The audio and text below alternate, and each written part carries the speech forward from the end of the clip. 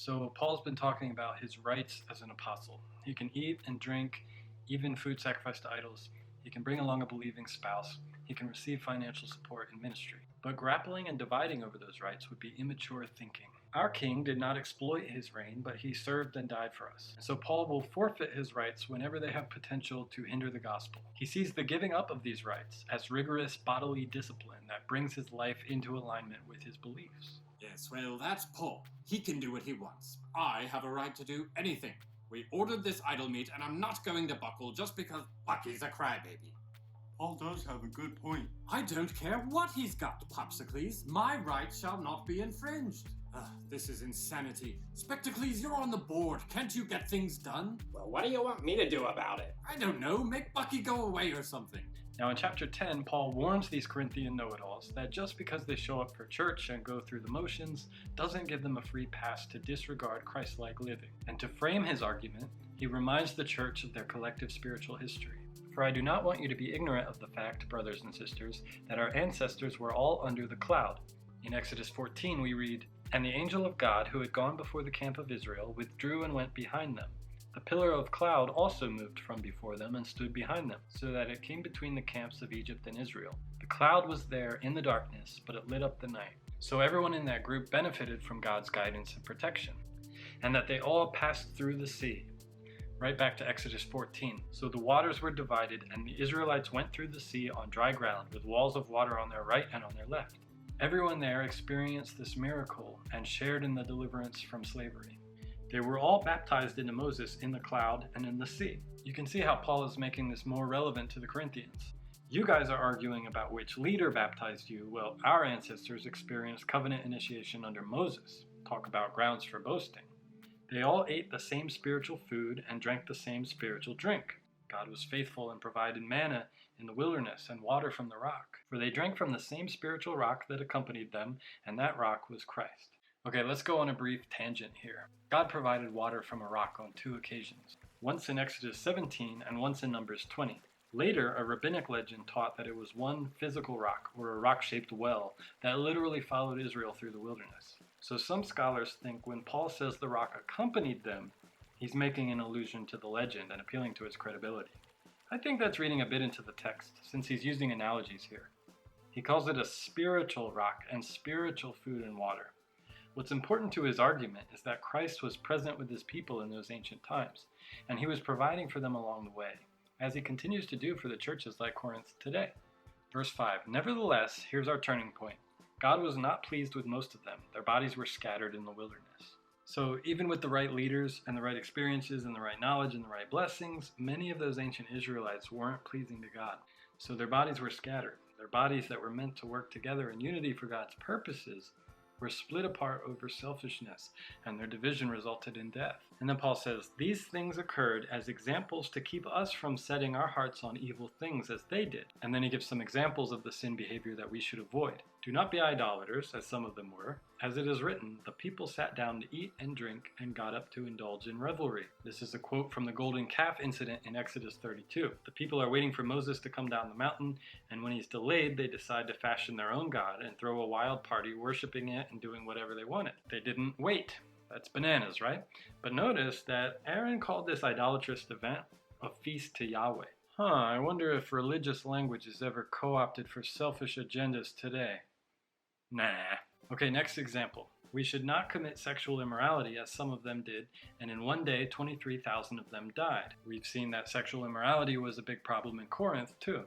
And Paul takes a parallel example from Numbers 25. In that story, the Israelite men began to indulge in sexual immorality with the daughters of Moab, who also invited them to the sacrifices for their gods. And the people ate and bowed down to these gods. As a result, Moses told the judges of Israel to kill all of his men who have joined in worshiping Baal of Peor. A few verses later, Numbers says, "The plague against the Israelites was halted, but those who died in the plague numbered 24,000.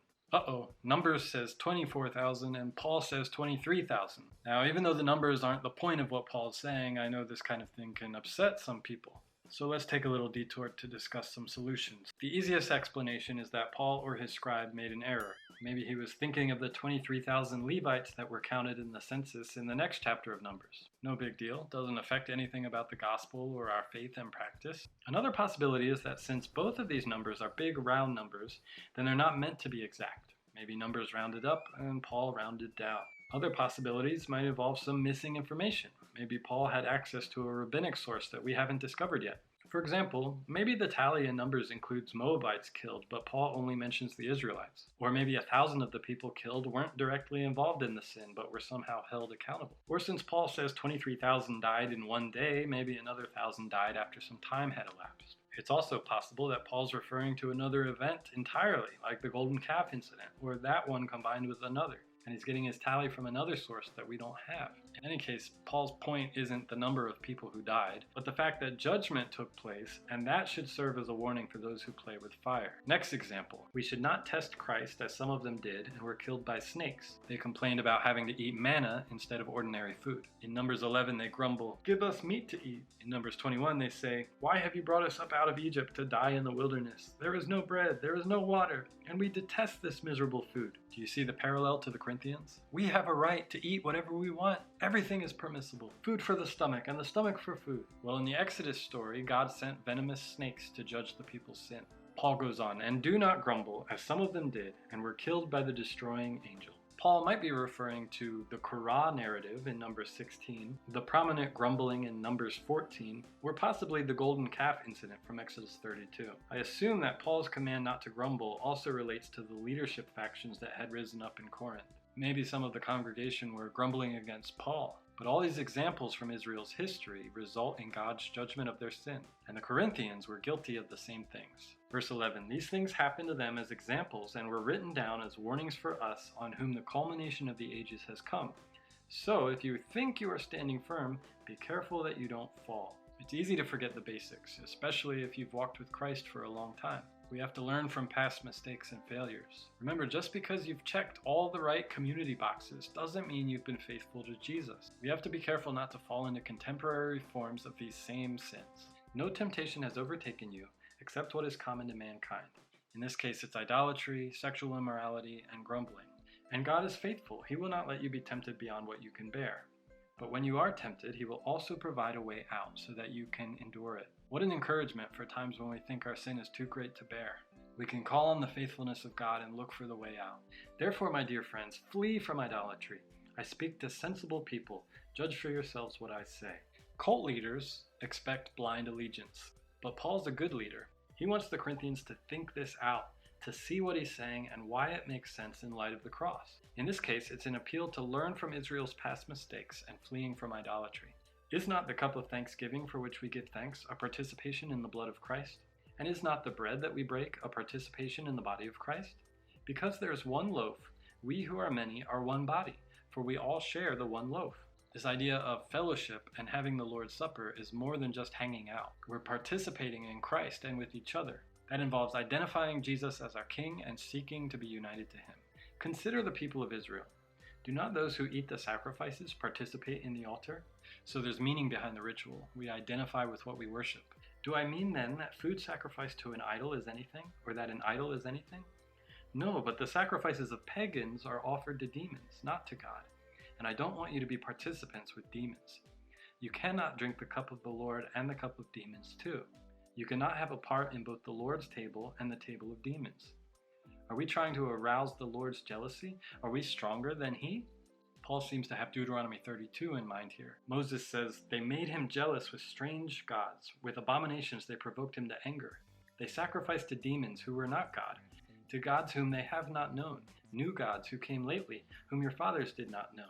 The idea of two tables also reminds me of Proverbs, where wisdom and folly are both calling for people to share a meal with them. The Corinthians thought they were so wise, but they were feasting at the wrong table, dining with dark spiritual powers that lurk behind the scenes. We should be asking ourselves, what table am I sitting at? What cup am I drinking from? If you really want to know, consider the next verse. I have the right to do anything, you say, but not everything is beneficial. I have the right to do anything, but not everything is constructive or builds up. That's the same word we saw in chapter 8, when Paul introduced this section about idol food. He said, knowledge puffs up, but love builds up. It takes one person to fill up a pretty balloon. What does it take to build a house? And which one will survive a testing? Paul goes on to describe what this building looks like. He says, no one should seek their own good, but the good of others. With something as mundane as what we eat, Paul shows what a Jesus-centered life looks like. Do my choices help others see that Jesus is Lord? Or would someone conclude from watching me that there are more important things at play in my life? That maybe my hope and my joy and commitment are really in other things. So we should seek, that's an active word, seek to build people up. Verse 25, eat anything sold in the meat market without raising questions of conscience, for the earth is the Lord's and everything in it. That's a quote from Psalm 24. God made a good world and he blessed it and gave us the task of taking care of it. And the argument that flows from this is that God's good world is not a scary, threatening place where we have to constantly say no to anything that doesn't have a Jesus sticker on it. Enjoy the food, enjoy your freedoms, enjoy the music, the art, the travel, the sports, the hobbies, whatever. But if these things become more precious than a person's salvation, and our enjoyment causes others to sin, then we're sinning against Christ. Paul gives us one more case study. If an unbeliever invites you to a meal and you want to go, eat whatever is put before you without raising questions of conscience. But if someone says to you, this has been offered in sacrifice, then don't eat it, both for the sake of the one who told you and for the sake of conscience. This hypothetical person is probably using their knowledge to boast about their right to eat the meat. So it's more than announcing where the food came from. Now it's more about participation in the pagan sacrifice. I'm referring to the other person's conscience, not yours. For why is my freedom being judged by another's conscience? If I take part in the meal with thankfulness, why am I denounced because of something I thank God for? So whether you eat or drink or whatever you do it all for the glory of God. What glorifies God in our eating? Well, being sensitive to those around us. When we enjoy our blessings with thanksgiving and not entitlement. Do not cause anyone to stumble, whether Jews, Greeks, or the Church of God. So there's sensitivity to culture. Even as I try to please everyone in every way. For I'm not seeking my own good, but the good of many, so that they may be saved. Again, it's about the gospel. We don't just deny ourselves because we're passive or afraid to stir the pot. We do it because bringing people to Jesus is the most important ground we can ever stand on. We don't want to get in the way of God's work. Well, Bucky, I've got your back. I'm not going to eat the Idol Supreme, or the wings, or the demon sauce. The same goes for me. Well, thanks, guys. That means a lot to me. Well, I shall maintain my stance that you are a flaming moron. Well, only one way to get rid of these.